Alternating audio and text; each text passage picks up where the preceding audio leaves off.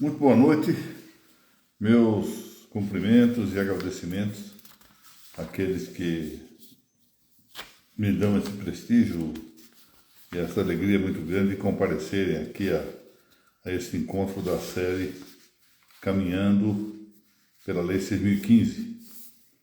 Agradeço ao Dr. Alan Nogueira e a Evelyn Valente pelo apoio que a ARPEN do Estado de Goiás concede a estas nossas reuniões. Quero cumprimentar aqui aqueles que já se encontram, a doutora Mônica Macedo Dalla Vecchia, já vejo que já aqui se encontra, e a doutora Mágia também. Muito boa noite. Bom, hoje nós vamos examinar um pouco um artigo da Lei de Registros Públicos a que se costuma dar, curiosamente, do ponto de vista teórico, muito pouca atenção, que é o artigo 80 dessa lei.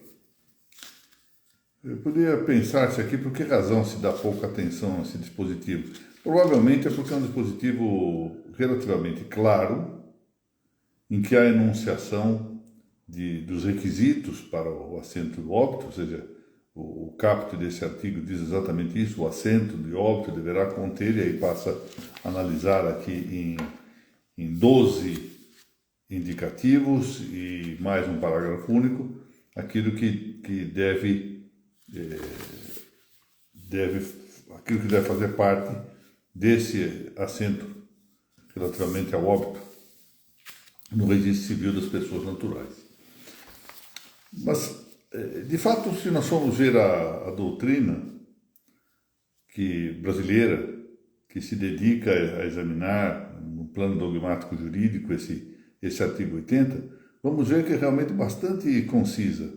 Eu hoje tive a curiosidade de verificar 4 livros que eu tenho um grande apreço por essas obras todas que eu vou mencionar, do Walter Sene Viva, do Wilson de Souza Campos Batalha, o trabalho que o Márcio Bonilha Filho fez no livro sobre registros públicos, comentado.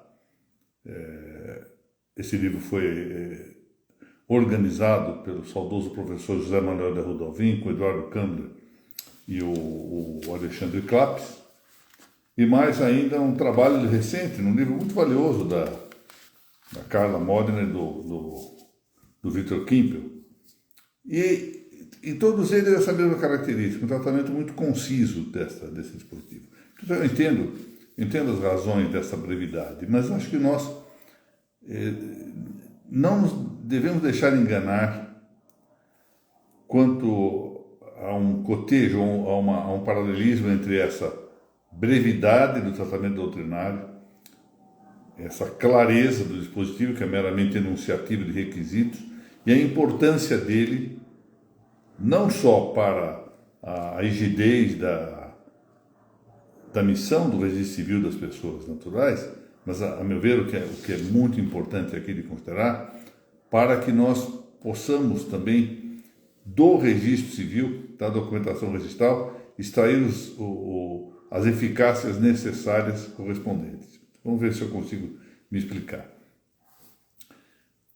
Não só o registro civil, mas os atos dos demais registros têm uma importante tarefa a cumprir no campo do direito, chamemos-lo assim, transcendente ao próprio registro, seja na esfera substantiva, seja na esfera processual.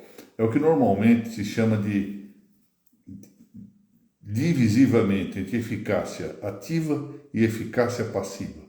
Eficácia ativa substantiva, eficácia ativa processual e eficácia passiva processual. O que se quer dizer com isso? É que o assento registrário, ou qualquer inscrição que haja no registro, ela possui, pelo mesmo fato de ter esse acesso registral, um efeito próprio, uma dada eficácia. Porque é para isso que serve o registro, para dar eficácia. Essa eficácia pode ser meramente declarativa, pode ser simplesmente de publicidade de notícia, apenas noticiar um fato, pode ser só dispositiva, pode ser convalidativa e pode ser constitutiva. nós temos casos de eficácia constitutiva, por exemplo, importantíssimos no nosso sistema do direito civil, nas aquisições inter vivos, tendo por objeto bens imóveis. Muito bem, essa eficácia, ou seja, qualquer que seja a sua modalidade, e que, volto a dizer, não só produz efeitos na esfera do direito material, são chamados efeitos substantivos do registro, mas produz efeitos também na esfera processual. Muitas vezes eu posso provar uma determinada situação simplesmente exibindo uma certidão do registro.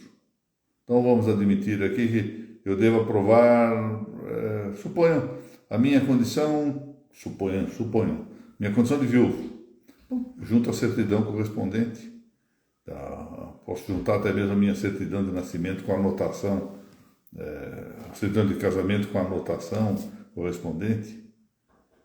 Então, isto leva a que as certidões do registro passam a ter um efeito tanto passivo quanto ativo no plano processual.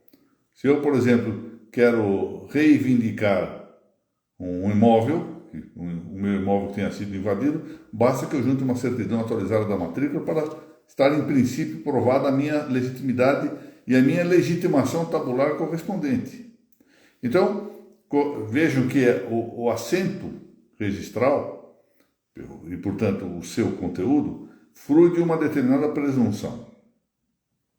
Ainda que essa presunção, temos de admitir, seja relativa, no caso brasileiro ela é largamente relativa, são raríssimas as situações de presunções absolutas no direito brasileiro, o fato mesmo de haver essa presunção relativa reclama que haja um amparo adequado do ponto de vista documental para justificar, e não só do ponto de vista documental quanto à forma, mas também documental quanto ao conteúdo. Então, é preciso, por assim dizer, que o conteúdo ampare a essa importante circunstância de que nós temos uma presunção a extrair, uma presunção que vai gerar efeitos na esfera substantiva, na esfera processual, fora do registro. Portanto, não é um ato meramente burocrático a praticar no registro. Daí a importância de que, se nós quisermos extrair uma presunção de integralidade de um assento e de sua exatidão, isso quer dizer, com a realidade das coisas, ou seja, a adequação com a realidade, nós tenhamos que tomar umas certas cautelas em relação aos assentos que estão sendo elaborados. Então vejam que esse artigo 80 passa longe de ser um artigo meramente formulário, de um preenchimento sem maior importância, e o fato de a doutrina não se dedicar habitualmente muito a ele, não diminui essa importância. Não diminui. A doutrina não se dedica largamente ao tema, porque o dispositivo é claro, o dispositivo é enunciativo, então não há muita coisa a exigir esse esforço de hermenêutica, esse esforço de maior compreensão, etc. Então, não nos deixemos, portanto, aqui levar pela suposição de que não se trate de um dispositivo de imensa importância. Agora, uma segunda questão que nós podemos nos perguntar, e isso aqui, claro, pode servir para o assento de nascimento, para o assento do casamento, pode servir para os atos a praticar no registro de imóveis, no registro das pessoas jurídicas, nos títulos de documentos, em grande medida, está em saber por que é que, então, a lei cria esses requisitos, por que é que a lei exige esses supostos. Bom, aqui isso se deve não só a importância que se deve dar ao conteúdo, mas o fato de se demarcar bem aquilo que deve estar, no nosso caso aqui no assento de óbito, está ligado à importância de um direito de formas. O registro público é um segmento, ou seja, o direito dos registros públicos, o saber jurídico registral, é um segmento do direito formal, não é um segmento do direito material. Como segmento do direito formal, aqui o que mais desempenha em importância é exatamente a forma. Por que a forma? Porque o que se quer com a observância da forma é exatamente pelo só fato de ela estar sendo considerada, observada, cumprida, adimplida, como quer que nós queremos referir isso, só por esse fato nós pré-excluímos conflitos. A ideia de que nós, observando rigorosamente as exigências do direito formal, nós possamos pré-excluir conflitos. E por isso o direito formal exibe requisitos. Nós vamos, por exemplo, para termos aqui um paralelo, vamos lá ao processo civil. O processo civil tem os seus pressupostos processuais. O processo civil tem as suas condições da ação. O processo civil tem exigências para uma petição inicial, exigências para um recurso. E às vezes as pessoas, os profanos, né, às vezes reclamam do fato de que tanta formalidade, essa formalidade é necessária. Ela é necessária para se manter a ordem e só com a manutenção dessa ordem pré-excluir a conflitância. Bom, observou a ordem, está resolvido um dos nossos problemas e podemos nos dedicar ao tema do mérito.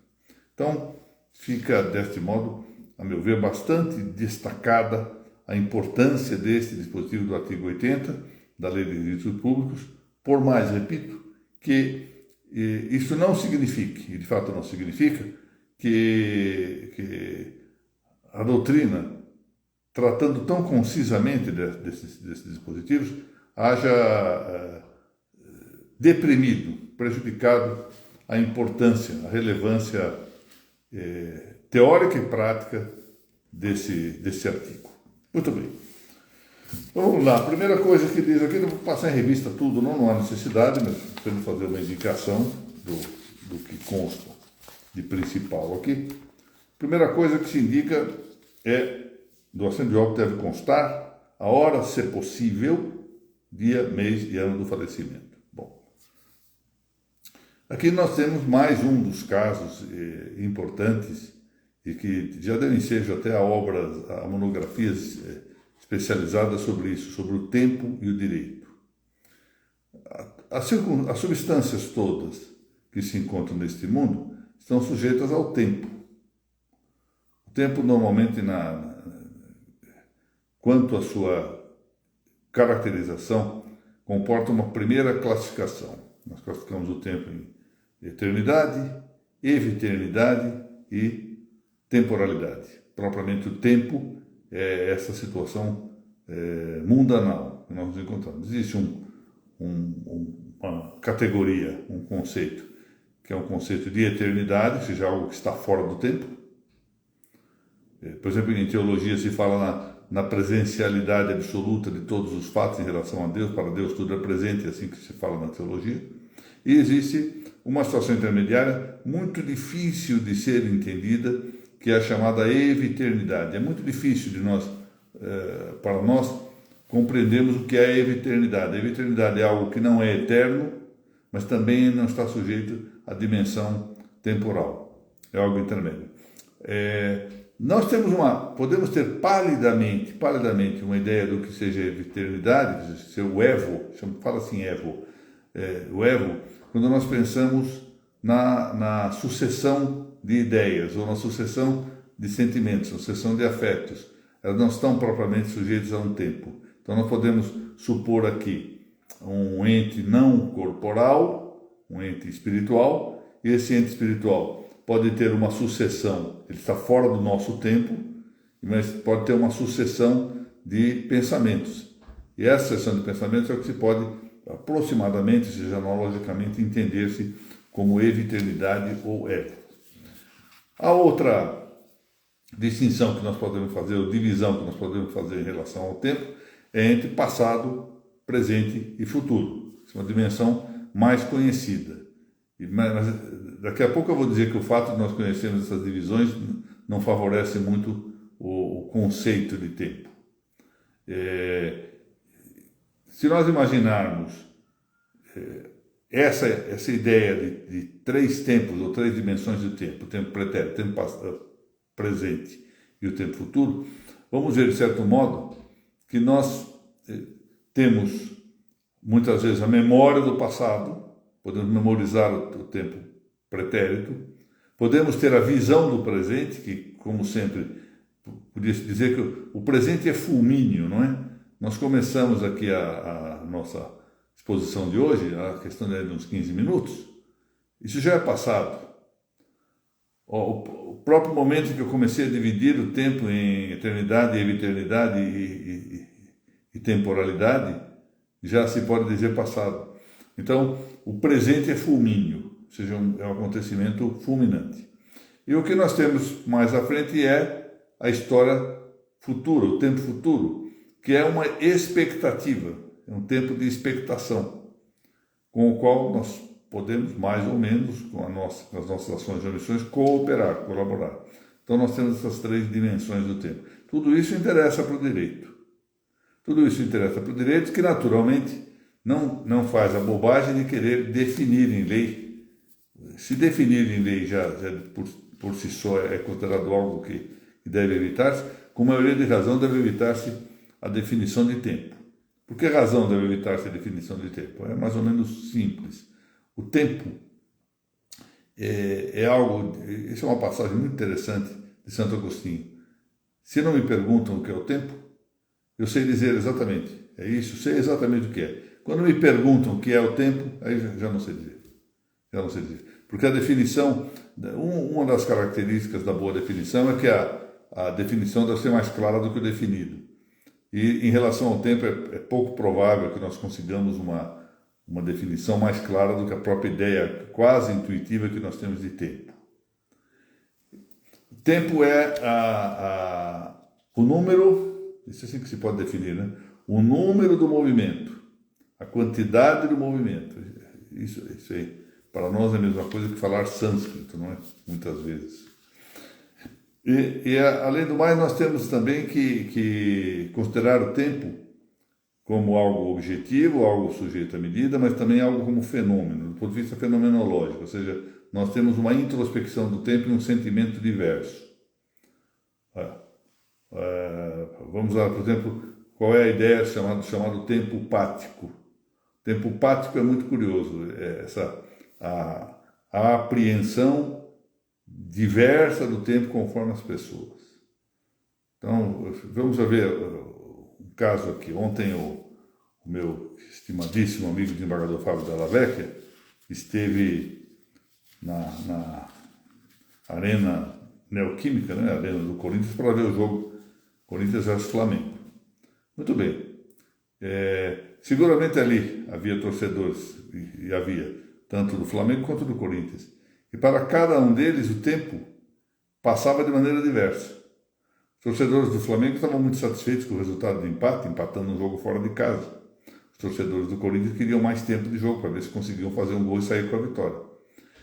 Nós temos outras situações aqui. Um pai de família deixa que sua filha pela primeira vez saia de casa com o namorado, etc, etc. E fica aflito. O tempo parece uma eternidade para ele, não acaba nunca. Enquanto a moça, que está lá com o namorado, vê aquele tempo voar, passa rapidamente.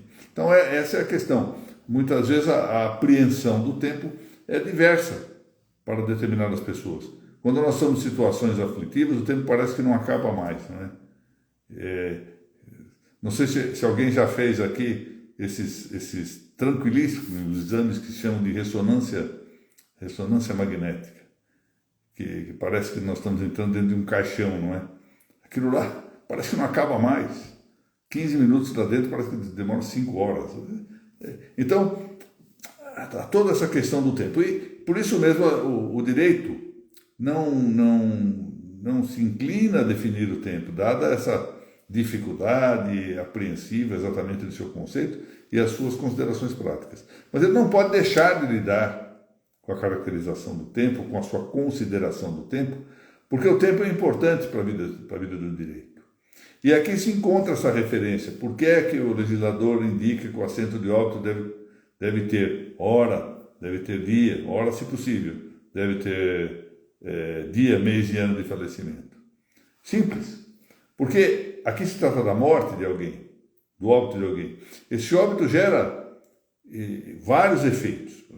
Ele extingue a personalidade. A morte de alguém, a morte da pessoa física, extingue a personalidade jurídica da pessoa. Dissolve o vínculo matrimonial. abre a sucessão, extingue as obrigações, pelo menos enquanto a este, às vezes transmite as obrigações para outros. Mas vejam então que exatamente a fixação do tempo, e aqui vamos explicar, a fixação do tempo num dado ponto, é o que se chama de kairos. Existe uma divisão grega entre o tempo como kairos e o tempo como aion. O tempo como aion é um segmento, é o tempo de duração. É um tempo de duração. Por exemplo, o tempo que nós vamos aqui despender, que o senhor, para muita honra minha, despendem assistindo esta aula, constitui um aion, porque é um tempo continuado. Em determinado momento, se eu quiser, por exemplo, dizer, olha, este é o momento exato, fundamental da nossa posição, bom, aqui nós temos o kairos, ou seja, um ponto culminante do tempo. E a morte constitui um ponto culminante para o plano jurídico. Saber exatamente a hora em que alguém morreu, o dia, o mês e ano do falecimento, é fixar exatamente o kairos para toda a sequência de efeitos que há relativamente à pessoa que morreu. Efeitos de natureza jurídica. Como eu disse, no plano do direito de família, no plano do direito sucessório, no plano do direito obrigacional, no plano do direito tributário, no plano do direito real. Ou seja, há uma série de considerações de efeitos do tempo em relação à morte de alguém. Por isso, se consigna a hora, quando isso for possível de saber, o dia, o mês e o ano do falecimento. E como é que o registrador sabe disso? Bom, ele sabe por meio do atestado de óbito que lhe é entregue para que ele possa assentar essa morte. Então, ali ele retira esses dados. Vocês verão, e sabem todos aqui, por prática que tem dessa matéria, que nem todos os requisitos podem ser observados pelo registrador civil. Muitas vezes faltam, né? Em seguida, o segundo elemento que se indica nessa lista do artigo 80 é o do lugar do falecimento com indicação precisa. Bom, aqui novamente nós temos a caracterização de alguns acidentes que se ligam à substância, que no nosso caso é a pessoa do morto. Então, e aqui particularmente considerado também a circunstância da morte. Da mesma forma como nós temos esse acidente temporal, o tempo é um acidente das substâncias. Nós temos aqui também um acidente de lugar. Então, temos que saber o lugar em que houve a morte. Isso é acidental. O fenômeno substancial aqui é a morte de uma pessoa. Essa morte se deu num tempo e se deu num dado espaço, num dado lugar. Como é próprio dos seres corpóreos, os seres corpóreos ocupam um lugar circunscritivo. Então, é isso que se quer saber. Onde ele morreu? Em que lugar se deu essa morte? Então, ali se indica também. Pois o terceiro elemento é fundamental. Porque eu acho que até, com todo respeito aqui à técnica legislativa, a primeira coisa que se teria que fazer é exatamente essa indicação, que eu vou falar agora, do terceiro lugar. Porque, é claro, o fenômeno central que nós estamos examinando aqui, que vai ser objeto do assentamento, é a morte de uma pessoa. Essa morte deve ser de alguém singular, uma pessoa concreta, pessoa determinada. Aqui entra o plano da determinação subjetiva. Em primeiro lugar, como é que se determina subjetivamente alguém? Já vimos isso em outras aulas aqui nós. Se determina pelo nome, lato sensu, ou seja, pelo prenome e pelo nome. Assim nós temos a determinação da pessoa. Frequentemente, essa determinação não é possível só pelo prenome e pelo nome, né? Eu próprio já teria narrado aqui, em aula anterior, que certa vez fui surpreendido por uma senhora que pedia conselho de como retificar uma transcrição do imóvel de propriedade dela, que havia muitos anos ela tinha essa propriedade, E essa transcrição constava apenas isso, proprietária, Maria da Silva. E ela me fez uma observação preciosa. Ela me disse, olha, são milhares de Maria da Silva. Se bastasse que eu chegasse no cartório e apresentasse alguns documentos dizendo, sou eu essa Maria da Silva, e eles colocassem esses dados à margem da transcrição, então eu penso que durante todos esses anos eu não tive propriamente uma propriedade segura. E eu admiti que ela tinha razão realmente nisso. Admiti que ela tinha razão.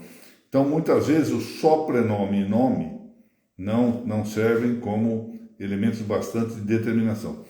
Algumas vezes, sim, é preciso tomar cuidado para que nós não sejamos muito rigoristas com as exigências registrais. O ideal aqui, como em muito boa parte da prática das virtudes ou dos atos virtuosos, é a situação de mediania superior, não é mediocridade, mediania superior, entre os extremos. Ou seja, aqui, entre o laxismo, que registra qualquer coisa sem prestar atenção em nada, e o rigorismo, o ideal é adotar uma mediania superior, um certo temperamento. Por que razão? Porque um motivo teórico e um motivo prático. O motivo teórico é que o sistema registral é um dos sistemas protetivos que há no âmbito da sociedade. Ou seja, o que se exige do registro é uma publicidade para fins de segurança jurídica. Mas essa segurança pode ser obtida, às vezes, de outro modo. Uma publicidade que seja concorrente. Vamos admitir, é claro, que quem vive em cidade muito grande, aqui estou falando com gente do estado de Goiás, uma cidade imensa como Goiânia, não pode pretender que haja um concurso tão claro desses sistemas. Mas em cidades pequenas, e outrora era mais frequente isso no Brasil, cidades, por assim, de poucas almas, não é?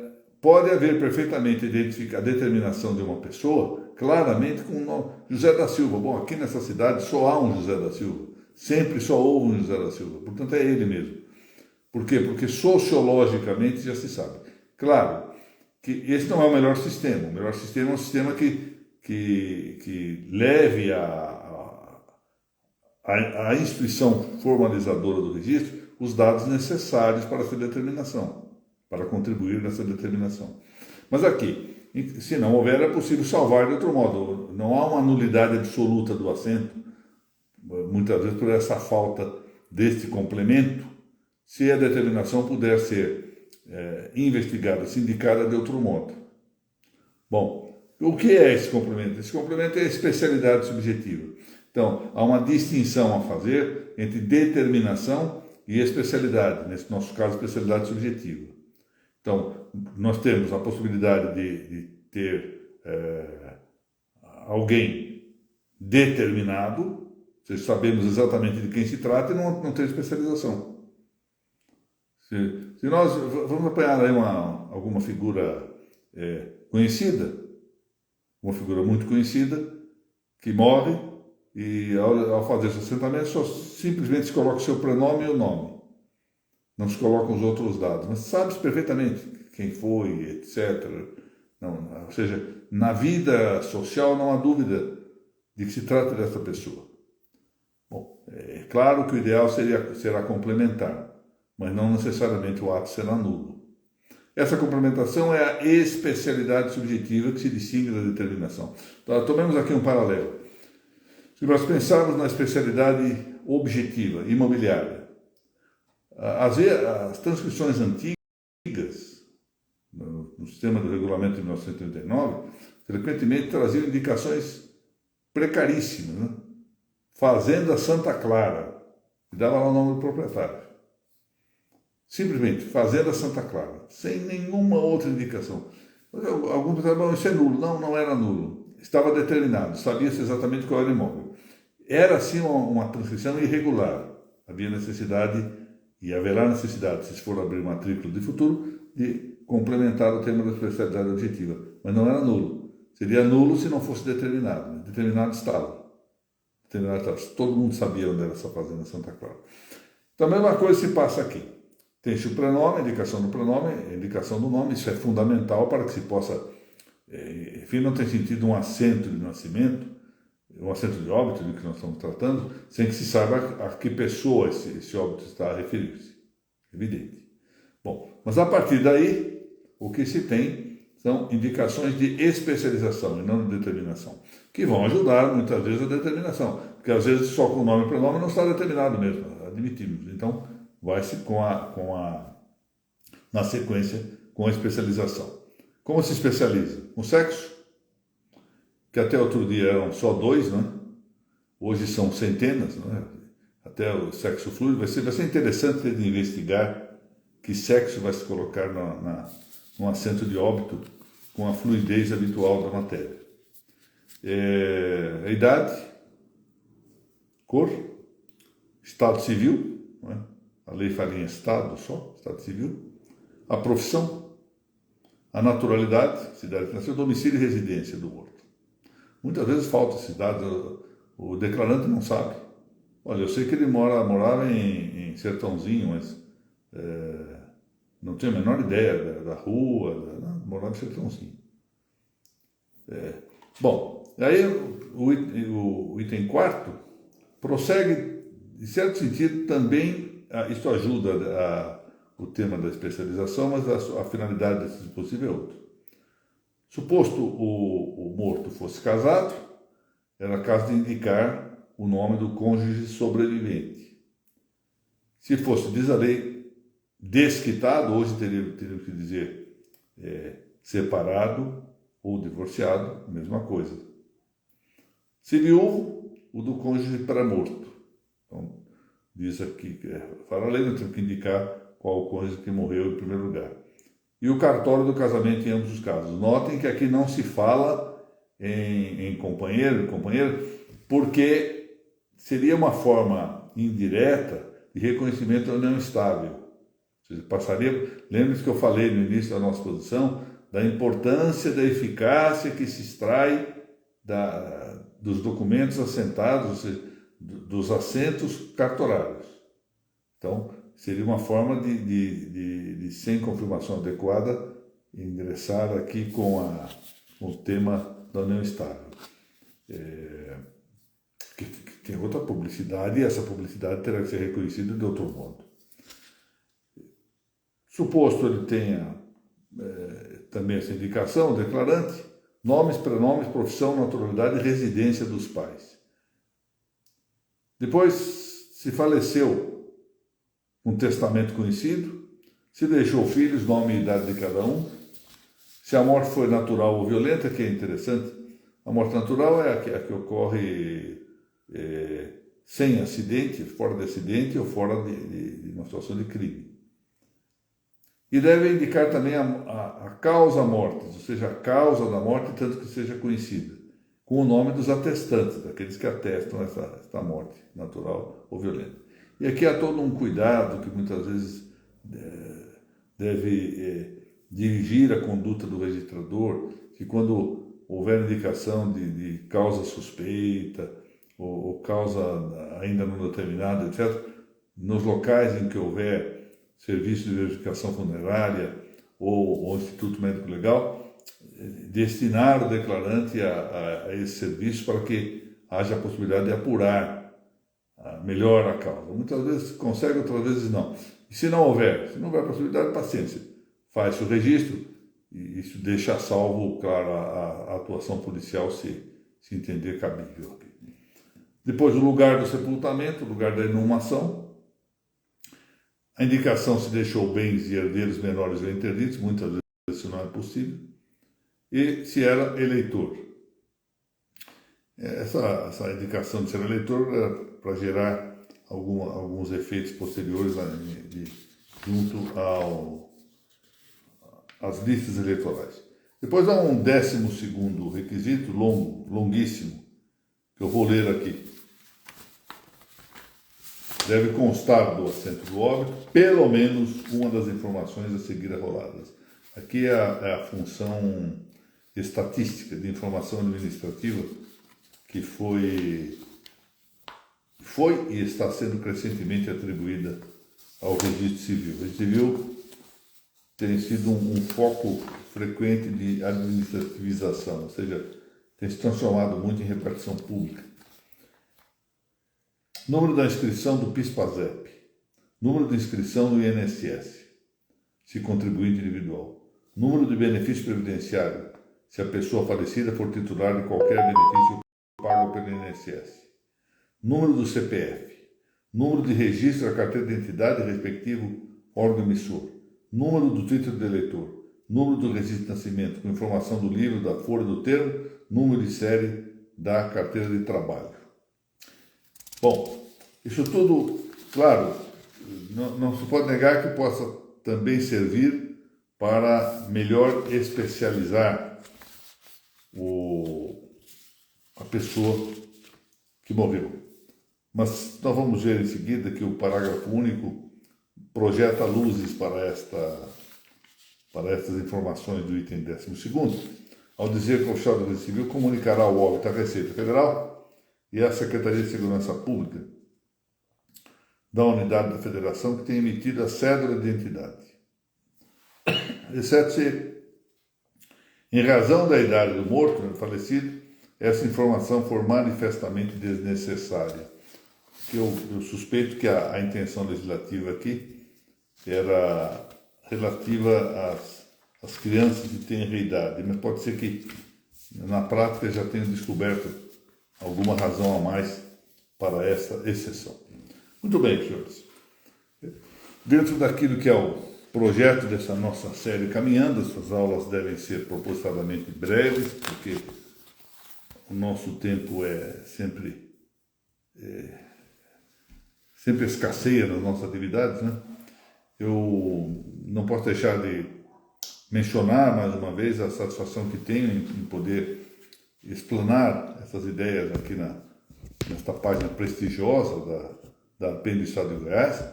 Agradeço muitíssimo a essa entidade, a diretoria da ARPEN Goiana, em particular ao Dr. Orlando Nogueira, presidente da ARPEN de Goiás, e a Evelyn Valente, a presença de cada um dos senhores aqui, e também, mais uma vez, agradeço a sugestão desse reencontro das normas da Lei 6.015, né? Uma revisita, ainda que breve, aos seus dispositivos, ideia que me foi doada, por assim dizer, por uma registradora civil, a doutora Thaís Castelo Branco, a quem também consigno a minha gratidão por essa, a meu ver, uma feliz sugestão de estudos. Eu volto, se Deus permitir, somente agora no mês de novembro, porque nesses próximos 15 dias devo fazer uma viagem, devo retornar ao Brasil somente no dia 5 de novembro. Portanto, depois marcaremos a tempo, logo após o dia 5 de novembro, as aulas correspondentes aqui. Muito obrigado, então, e um bom resto de semana para todos.